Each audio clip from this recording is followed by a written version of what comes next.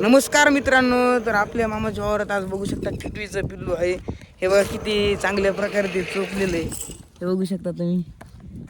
हे त्याचे मायबाप ओढत आहेत. आम्ही इथं आलो तर हे तिकडे विहिरीकडे जात होतं. हे बघू शकता किती छान पद्धतीने ते बसलेलं आहे सावलीला. ऊन तर खूपच आहे आता. तुझ्या मायबापाला त्याच्या आई वडिलांना दिसलं का नाही काम आहे, ती तिकडे ओढत आहे. ती बघू शकता किती सुंदर पद्धतीने बघा. चल फक्त आपल्या बघू शकता किती चांगल्या, किती छान दिसत आहे.